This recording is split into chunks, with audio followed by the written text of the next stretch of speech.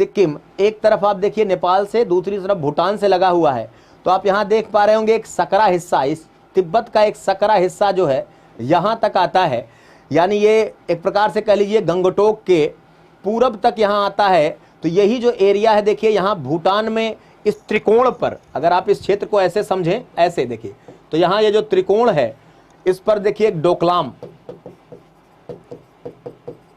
डोकलाम जो इसी देखिए इस पर एरिया या त्रिकोण पर एक प्लेस आप देखिए डोकलाम है। और जाहिर सी बात है इधर देखिए ये वैसे तो भूटान का पार्ट है। अब यहाँ क्या है, चीन क्या है, यहाँ तक अपना रास्ता क्या है बना रहा है, अपना उसको विकसित कर रहा था। अब आप देखिए सामरिक दृष्टिकोण से ये भारत के लिए क्यों बहुत खतरनाक हो जाता, क्यों खतरनाक हो जाता है इसको आप समझिए। तो अगर आप पूरे भारत को देख रहे हैं, पूरे मैप को, तो आप ये देखिए ध्यान से, ये आप देख पा रहे हैं, तो इस पर्टिकुलर भाग को देखिए, यानी ये जो एक सकरा क्षेत्र है, देखिए 1971 में आपको पता है 1971 में ये बांग्लादेश जो है पाकिस्तान से अलग हुआ। पहले आप जानते हैं इसको क्या है, पूर्वी पाकिस्तान, और ये पश्चिमी पाकिस्तान, ये पूर्वी पाकिस्तान कहा जाता था। 1971 में हमारी जो आयरन लेडी आप जानते हैं कि इंदिरा जी के नेतृत्व में उनके ठीक है महत्वपूर्ण निर्णय से, तो इसमें कूटनीतिक कह लीजिए सफलता, और वो भी उसका कारण क्या था कि बहुत ज़्यादा अत्याचार यहाँ होते थे इन लोगों के ऊपर, आप अच्छी तरह जानते हैं, बहुत दोयम दर्जे का व्यवहार किया जाता था। तो जब ये बंटवारा हुआ तो आप देखिए एक अलग देश बन गया बांग्लादेश। तो अब यहाँ ध्यान से अगर आप देखें, चूंकि बांग्लादेश की देखिए सीमाएं पूर्वोत्तर के कई सारे अभी बात करेंगे राज्यों से, और यहाँ देखिए वेस्ट बंगाल से मिली हैं। तो एक भारत का यानी जो नॉर्थ ईस्ट भारत है, जिसको आप सेवन सिस्टर्स भी कहते हैं, यहाँ जो है आप ध्यान से समझिएगा बातों को। हमने कहा अगर आप इस पूरे नॉर्थ ईस्ट को समझते हैं, ये देखिए नॉर्थ ईस्ट को समझते हैं, तो ये जो है शेष भारत से यानी मूल भारत से ये जो नॉर्थ ईस्ट आपका है वो एक सकरे से, एक केवल सकरे गलियारे से होकर मिलता है, जिसको आप जानते हैं चिकन नेक कहा जाता है। क्या कहा जाता है? चिकन नेक, ठीक है। इस पर्टिकुलर पोर्शन को चिकन नेक कहा जाता है। अब ये जो चिकन नेक है, चिकन नेक जो है ये पर्टिकुलर, अगर आप सोचिए कि इसमें देखिए कितना महत्वपूर्ण भाग है।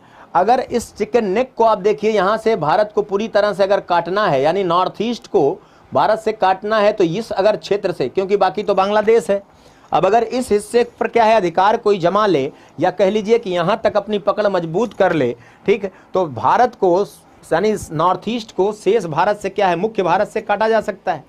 तो जाहिर सी बात है ये जो हमने आपको बताया कि ये वाला पर्टिकुलर पोर्शन है, यहाँ देखिए अब लोकेशन इसको आप समझिएगा, इसीलिए ये विवाद था कि अगर यहाँ तक इस डोकलाम जो इशू आप देख रहे हैं, यहाँ तक अगर ये मार्ग का निर्माण कर लेता या भारत इसको करने देता या यहाँ तक ये प्रभुत्व स्थापित कर लेता, ठीक, तो आप देखिए क्या है, भारत के लिए एक बहुत बड़ी क्या है, ये कूटनीतिक हार होती।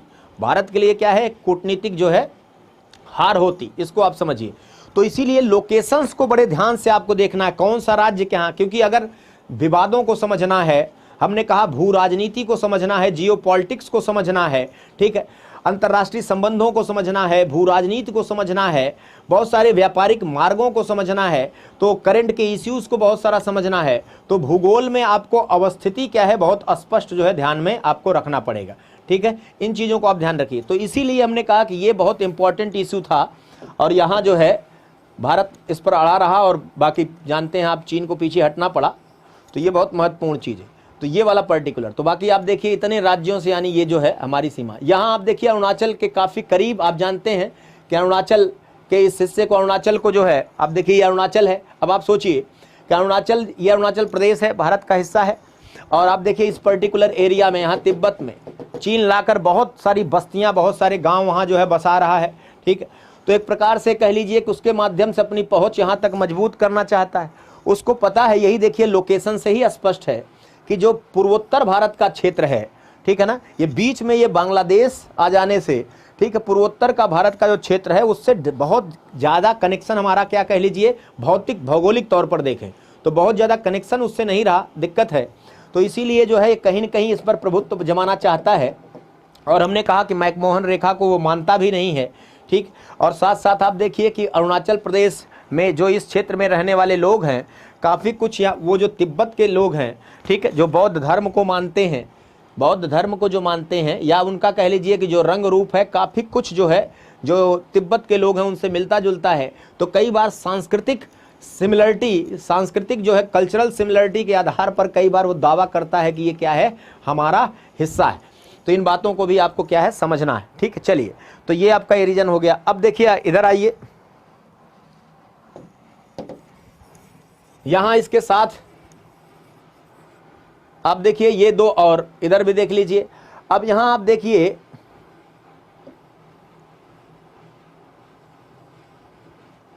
दो और ऐसे देश हैं, ठीक है। एक देखिए नेपाल, अब इस तिब्बत और भारत के बीच में एक इधर देखिए नेपाल, और एक आप देख रहे हैं तिब्बत और ये भारत के बीच में एक देखिए भूटान। तो दो यहाँ और महत्वपूर्ण देश हैं। आप ये भी जानते हैं कि दो बड़े देशों के बीच में, दो प्रमुख या बड़े देशों के बीच में अगर कोई छोटा क्या है, कुछ ही किसी छोटे देश की स्थिति है, ठीक है। सेवन सिस्टर्स कौन है, सरिता जी बता रहे हैं उसमें, ठीक है, बता रहे हैं, डोंट वरी, उसको बता रहे हैं आपको, ध्यान से सुनिए, अभी सारी बातें होंगी, कुछ छूटेगा नहीं। हमने कहा यहाँ जो है जो रेखा, अभी आते हैं चर्चा करते हैं राज्यों पर करते हैं। अभी आप विदेशी जो सीमाएं हैं, जो महत्वपूर्ण लोकेशंस हैं, उनको ध्यान से थोड़ा समझिए, ठीक है ना, उनको थोड़ा समझने का प्रयास करिए। केवल तथ्यात्मक रहेंगे तो मज़ा नहीं आएगा, तथ्य के साथ साथ आपको विश्लेषण आना चाहिए, ठीक है, तभी आपके पढ़ाई का क्या है कोई मतलब है, और तभी तथ्य भी आपको क्या है आसान याद करने में आसानी होगी। तो हमेशा याद रखिएगा, खाली तथ्यात्मक ज्ञान आपके लिए नीरसता पैदा कर सकता है। तो तथ्य के साथ साथ अगर आपको समझ रहेगी तो आपको तथ्य आसानी से याद भी होंगे, ठीक है, और आप अन्य विषयों में या अन्य क्षेत्रों में भी क्या है इसका लाभ उठा सकेंगे। तो इस बात को ध्यान से समझिए और धीरे धीरे आगे आप जुड़ते जाइए और चीज़ें देखेंगे, जैसे जैसे आगे बढ़ेंगी वैसे वैसे आपको और क्लैरिटी आएगी, बातें आपकी समझ में आएंगी।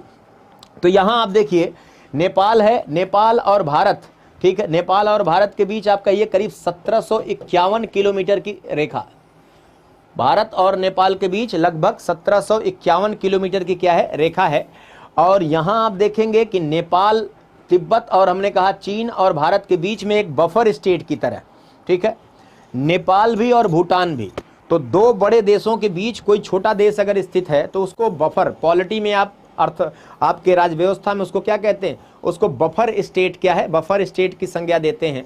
और कहा जाता है कहीं कहीं दो बड़े देशों को डायरेक्ट जो क्लैशेस से ये रोकता है, डायरेक्ट यह है क्लैशेस से ये रोकने का काम करता है, इसको भी ध्यान में रखिएगा।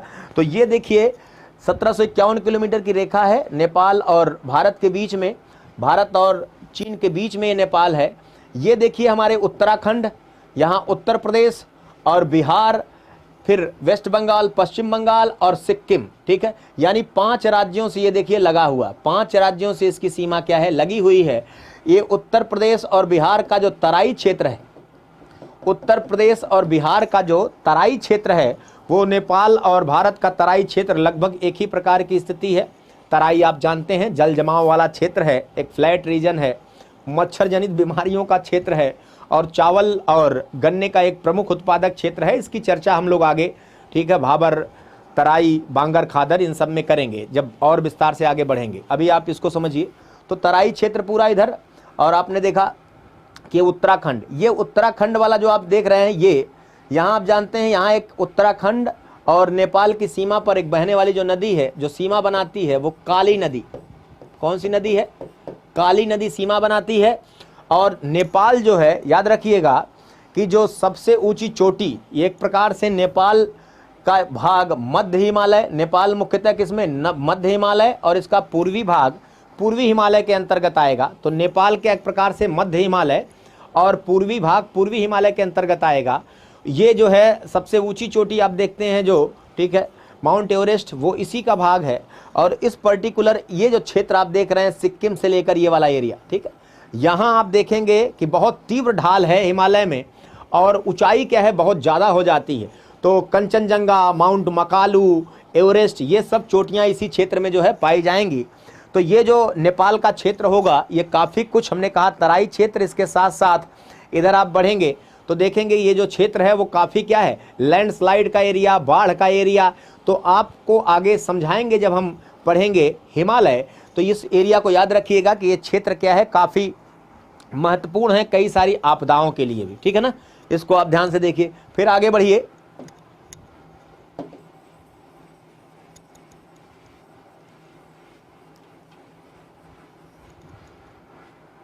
फिर आगे बढ़ते हैं और इसमें देखिए आप एक छोटा सा यहाँ, ठीक है, भूटान, ये देखिए एक भूटान है। भूटान से टोटल हमारी करीब जो है 699 किलोमीटर की हमारी सीमा लगेगी। भूटान से टोटल करीब हमारी 699 किलोमीटर की जो है सीमा वो लगेगी। और भूटान कई प्रमुख राज्य, जैसे देखिए सिक्किम से, इधर सिक्किम, इधर भारत का अरुणाचल, इधर असम और इधर क्या है वेस्ट बंगाल से, यानी हमारे जो है कितने राज्यों से, लगभग 4 राज्यों से, अरुणाचल, इधर असम, पश्चिम बंगाल और सिक्किम, इन राज्यों से क्या है लगता हुआ ही ये भी एक बफर राज्य की तरह है। और जैसा हमने बताया कि वर्तमान में भारत के अगर सबसे पड़ोसियों में सबसे किसी से सबसे अच्छे संबंध जो है वो देखिए किससे हैं, भूटान से ही है। भूटान आपको पता है हैप्पीनेस इंडेक्स भी चलाता है, खुशहाली इंडेक्स, हैप्पीनेस इंडेक्स सूचकांक जो है उसने अडॉप्ट किया है, ठीक है, उसका प्रयोग करता है। तो इसका मतलब थोड़ा सा आध्यात्मिक या कह लीजिए खुशहाली या कुछ आंतरिक तत्वों को भी मानने वाला राज्य है, आपका देश है, आप कह सकते हैं। इधर आप आइए,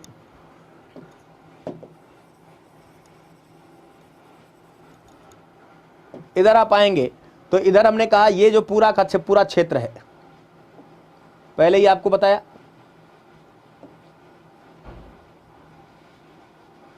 आप देख सकते हैं, ठीक है, ये जो हमारी सीमा है, ठीक, वो किससे लगती है, ये हमारी सीमा लगती है बांग्लादेश से।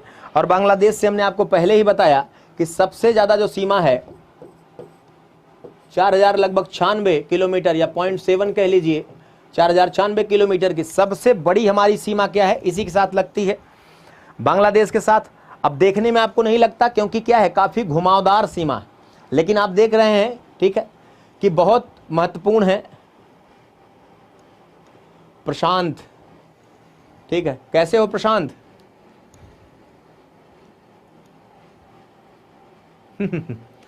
चलिए चलिए, बहुत अच्छी बात है। बहुत सारे लोग अलग अलग जगह हैं जो लोगों को पढ़ाया गया है, ठीक है, वो मिल रहे हैं, वेरी गुड, बहुत अच्छी बात।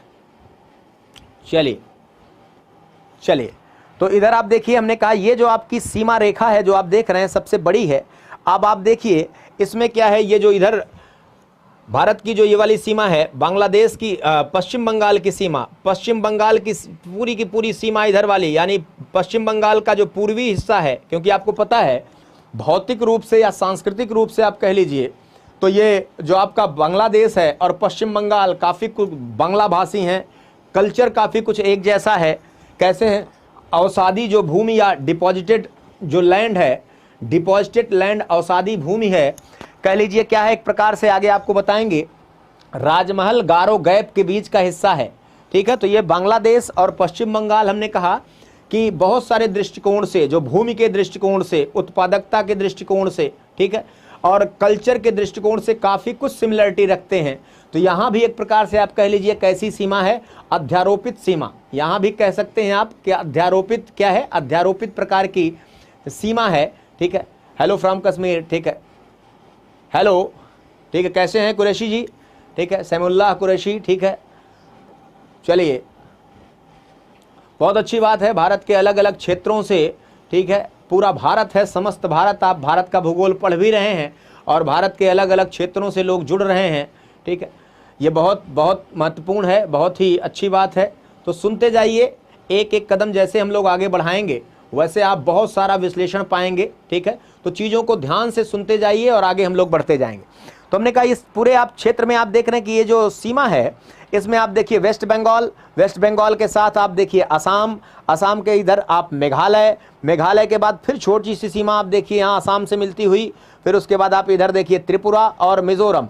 त्रिपुरा जो है हमारा वो करीब 3 तरह से, ठीक है, त्रिपुरा आप देखेंगे, त्रिपुरा लगभग क्या है 3 तरफ से क्या है बांग्लादेश से घिरा हुआ। याद रखिएगा, त्रिपुरा जो है वो तटीय राज्य नहीं है, आप जानते हैं। तो ये जो है लगता तटीय, लेकिन तटीय राज्य नहीं है। त्रिपुरा 3 तरफ से, ठीक है, त्रिपुरा 3 तरफ से बांग्लादेश से क्या है घिरा हुआ। हाँ जी हाँ, डेली पढ़ाते हैं, डेली पढ़ाएंगे आप लोग।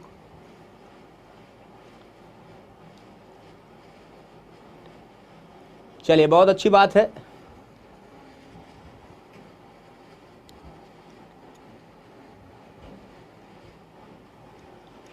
जी हाँ, जी हाँ, डेली क्लासेस चलेंगी, आप लोग जुड़िए, धीरे धीरे धीरे धीरे क्या है, ठीक है, धीरे धीरे जब हमारा आपका वास्ता हो जाएगा, जब आप रूबरू होंगे, धीरे धीरे जैसे जैसे हम लोग एक दूसरे से मुखातिब होंगे, एक दूसरे से मिलेंगे, तो समझेंगे चीज़ों को, ठीक है ना।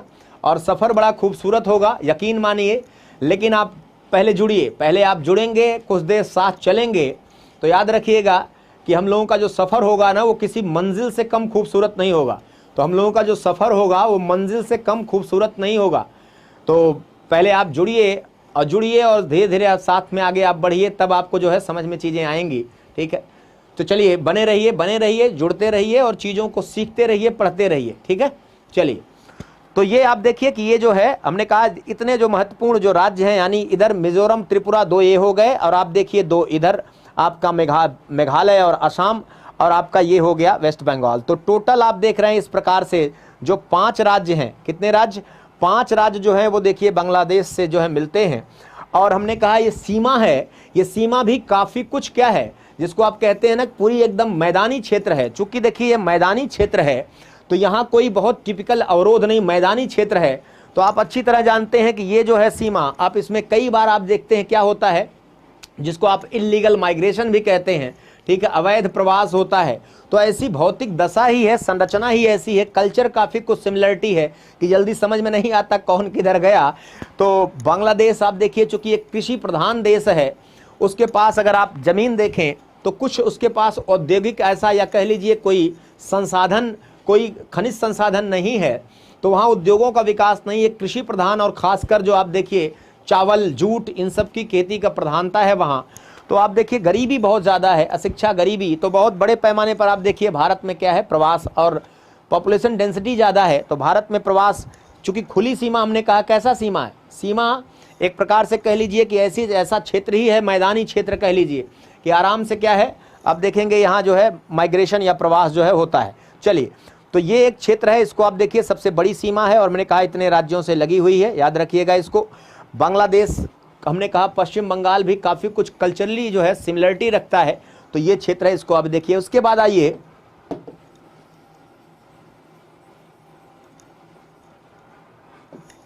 ठीक है, चलिए जुड़ते रहिए, और चीज़ें आगे बढ़ाते रहिए। चलिए आगे आते हैं हम लोग। अब इधर जो है एक और जो है इधर बचा हुआ है, ये क्षेत्र आपका, ये क्षेत्र आप देखिए म्यांमार,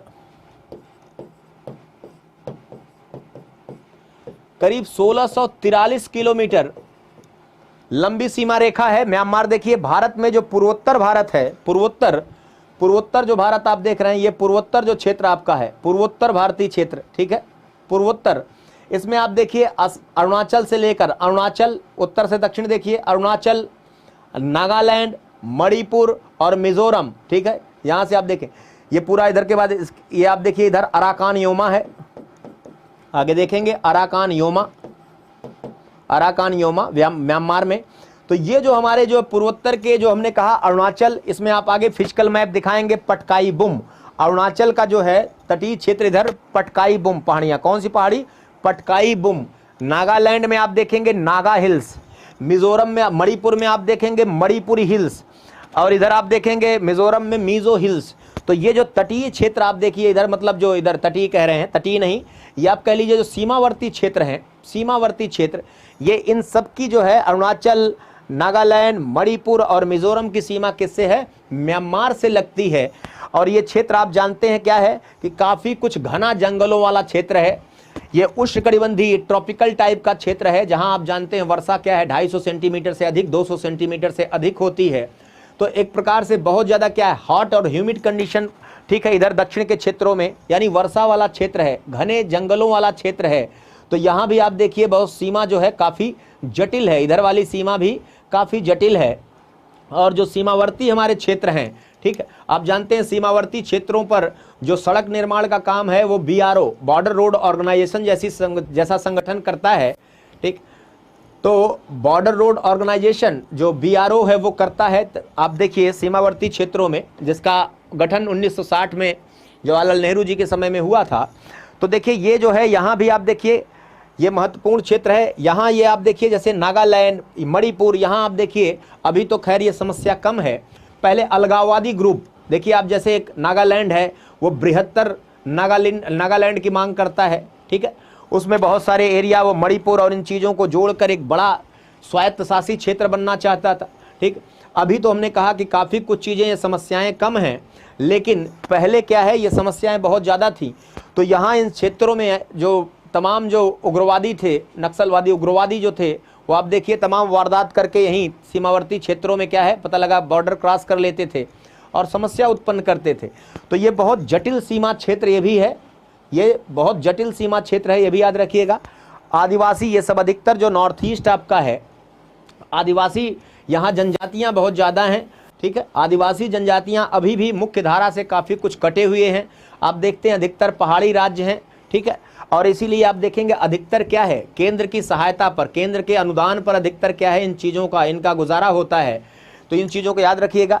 अब इसमें हमने कहा जो 7 सिस्टर्स, क्या कहा था, 7 सिस्टर्स। तो इसमें देखिए अरुणाचल, असम, ठीक है, मेघालय, अरुणाचल हो गया, असम हो गया, मेघालय हो गया आपका, इधर आप देखिए त्रिपुरा हो गया, मिजोरम हो गया, मणिपुर और नागालैंड।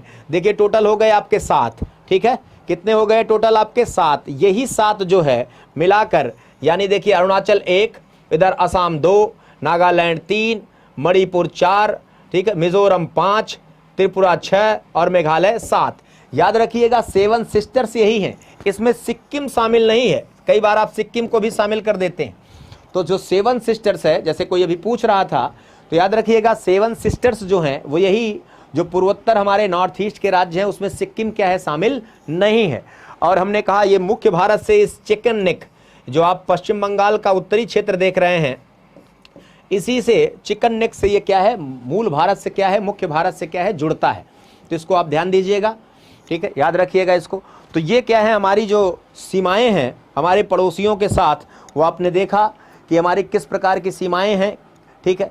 और बाकी जो आप देखिए इधर दक्षिण की जो हमारी सीमा है, जो जल सीमा जो दक्षिण की है, वो आप देखिए उसमें श्रीलंका से लगती है।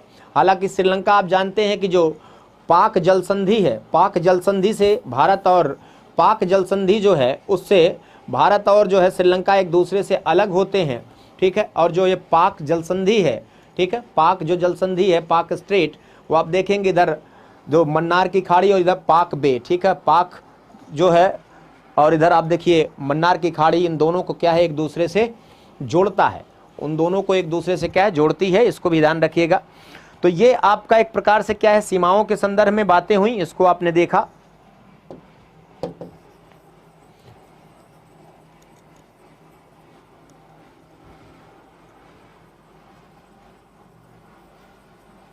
बाकी सामान्य जो जानकारी थी वो कल हम लोगों ने डिस्कस किया था। तो एक प्रकार से आप देख रहे हैं इसमें। अब इसमें आप देखेंगे जैसे राज्यों के भी हिसाब से देखें तो इसको आप समझिएगा। जैसे हमने कहा कि ये पश्चिमी जो राज्य हैं, इसमें आपने देखा, इसमें कुछ जो महत्वपूर्ण नाम है उसको भी, इस एरिया को, जैसे देखिए अलग अलग क्षेत्रों को कुछ नाम से जो जाना जाता है उसको भी आप देख लीजिए। जैसे हमने आपको बताया था कि ये काठियावाड़ जो है सौराष्ट्र के नाम से, कभी कभी ये चीज़ें भी महत्वपूर्ण हो जाती हैं, सामान्य बातें आप नहीं जानते। काठियावाड़ को हमने कहा सौराष्ट्र के नाम से जाना जाता है। इधर जो आप देख रहे हैं महाराष्ट्र का ये जो पूर्वी हिस्सा, महाराष्ट्र का जो पूर्वी हिस्सा है, इसको आप विदर्भ के नाम से जानते हैं। किससे नाम से जानते हैं? विदर्भ। आप इसको विदर्भ के नाम से जानते हैं। बाद में इसको हम समस्याओं में डिस्कस करेंगे। बहुत सारे, बहुत सूखाग्रस्त टाइप का क्षेत्र है और आप देखेंगे किसान, ठीक है, फार्मर सुसाइड के लिए, फार्मर सुसाइड के लिए काफ़ी कुछ जाना जाता है। काफ़ी ज़्यादा किसान की आत्महत्या के लिए जाना जाता है यहाँ इस पर्टिकुलर क्षेत्र में, जो हमने कहा विदर्भ क्षेत्र है। तो ये पूर्वी क्षेत्र को विदर्भ। वैसे आप देखिए ये जो आंध्र प्रदेश का ये जो दक्षिण पश्चिमी क्षेत्र है, ध्यान रखिएगा, जो बेंगलुरु पठार से लगा हुआ है, कर्नाटक से लगा हुआ है, ठीक है। तो जैसे ये आंध्र प्रदेश देख रहे हैं, तो आंध्र प्रदेश का हमने कहा ये जो ये क्षेत्र है जो कि बेंगलुरु पठार से लगा हुआ है, इसको आप पर्टिकुलर रायलसीमा के नाम से जानते हैं। तटीय भाग को तटीय आंध्रा कहते हैं आप, कोस्टल आंध्रा। तटीय जो राज्य है, ये तटीय जो भाग है, इसको आप कोस्टल या तटीय आंध्र कहते हैं। और ये जो रीजन है इसको रायलसीमा, क्या बोलते हैं इसको? रायलसीमा। रायलसीमा के नाम से जानते हैं। तो कोस्टल आगे देखेंगे, तटीय, ये सब जरूरी इसलिए है कि आगे जब आप देखेंगे तो आप समझेंगे तटीय जो क्षेत्र है, ठीक है, वो एक प्रकार की आप देखेंगे कि वहाँ अलग प्रकार का जो कृषि या जो मृदा का संरचना है, अलग प्रकार की चीज़ें गतिविधियाँ हैं। और यहाँ देखिए आंतरिक जो भाग है वो काफ़ी कुछ संसाधन से संपन्न है। तो इन क्षेत्रों को भी आप ध्यान से समझते चलिए, जानते चलिए। इसको नॉर्थ ईस्ट या सेवन सिस्टर्स आपने देखा ही, ठीक। मध्य प्रदेश आप जान रहे हैं भारत के मध्य भाग में है, जैसा कि आप देख पा रहे हैं, ठीक है। विंध्यन, सतपुड़ा, ये आगे रेंज हम लोग फिजिकल अभी देखेंगे, ठीक है। तो इसको भी याद रखिएगा, ठीक है, आगे याद रखिएगा। इसको भी क्या है, इसको आप समझिएगा, ठीक है ना। तो इन चीज़ों को, मुल्तान तो भाई पाकिस्तान में है, मुल्तान जो है वो पाकिस्तान है, ठीक है ना, मुल्तान पाकिस्तान की तरफ, उसको आप देखिए। तो ये भी कह लीजिए एक प्रकार से क्या है, इसमें ये महत्वपूर्ण जो क्षेत्र हैं इसको आप याद रखिएगा, कुछ इंपॉर्टेंट, ठीक। इसमें आइए अब हम लोग एक एक करके फिजिकल जो स्ट्रक्चर्स हैं उसको ध्यान से देखते हैं और समझते हैं। तो सबसे पहले, जी हाँ, डेली क्लास होती है, आप लोग जुड़िए और लाभ लीजिए। अब हम लोग थोड़ा सा आते हैं फिजिकल स्ट्रक्चर्स पर, ध्यान दीजिए, हम लोग थोड़ा फिजिकल स्ट्रक्चर्स पर आते हैं भारत के, यानी भौतिक विभाजन पर, फिजिकल डिवीजन पर। तो उसके माध्यम से एक एक चीज़ों को जो है जोड़ते हुए तोड़ते हुए चलेंगे। चलिए आइए देखिए थोड़ा सा ये फिजिकल डिवीजन।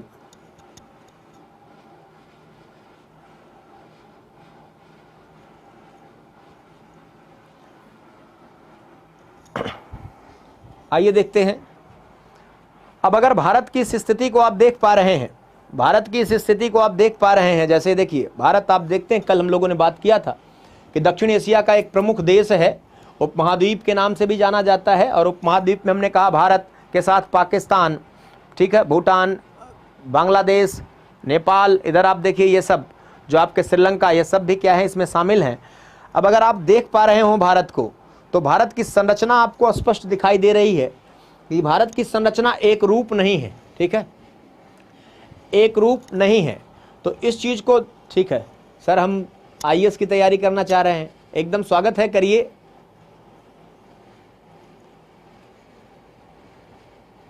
एकदम प्रशांत जी आईएएस की तैयारी करना चाहते हैं तो करिए एकदम, ठीक है, मेहनत से पढ़िए, ठीक है, कौन रोक रहा है आपको, एकदम, अरे आप तो अच्छा कर रहे हैं, ठीक, लोग बुरा करने में नहीं सोचते। आप आईएएस की तैयारी करना चाह रहे हैं तो बड़ी अच्छी बात है, तो फिर उसमें क्यों आप सोच रहे हैं, ठीक है, एकदम करिए, ठीक है, एकदम करिए और इसका जो है, ठीक है, और करिए और उसमें जो सीखिए, ठीक है, जितना जो सीख रहे हो उसमें, और निश्चित तौर पर आप बनेंगे भी। चलिए अभी आप देख रहे हैं पूरा क्षेत्र, आप ध्यान से समझिए भारत की स्थिति। तो भारत की स्थिति क्या है, एक रूप हमने कहा नहीं। जब हम भौतिक विभाजन कहते हैं तो भौतिक दृष्टिकोण से आप देख पा रहे हैं कि भारत क्या है, कई अलग अलग संरचनाओं में। जैसे हम उच्चावच आपको कल बताए थे, शब्दों को समझाया था कल हमने।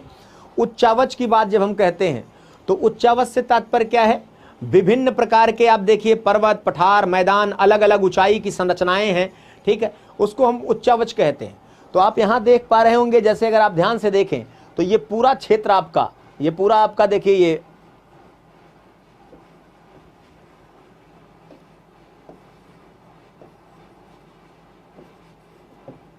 ठीक है,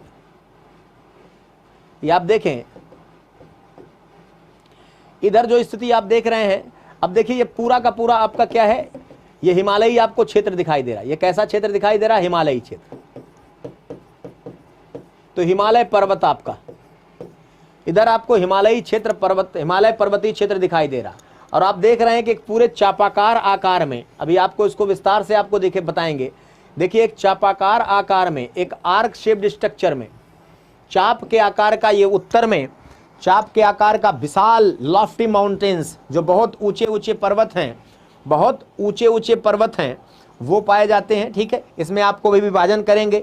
इसमें सबसे पहले पार हिमालय, आगे बात करेंगे, तो इसमें सबसे पहले ट्रांस हिमालय यानी ग्रेटर हिमालय के भी उत्तर में जो स्थित भाग है, वो हिमालय से पहले जो निर्मित हुआ था उसको हम लोग अभी पढ़ेंगे। उसके अंतर्गत काराकोरम, लद्दाख, जास्कर और तिब्बत के पठार पर या तिब्बत क्षेत्र में कैलाश जो श्रेणी है, ये सब, यानी जो भारत में काराकोरम, लद्दाख और जास्कर, ठीक है, और इसके साथ साथ हमने कहा तिब्बत पर स्थित जो कैलाश श्रेणी है, जो आप कैलाश मानसरोवर की यात्रा के लिए जाते हैं, तो वो चारों क्या है, वो ट्रांस हिमालय या पार हिमालय के अंतर्गत आएगा।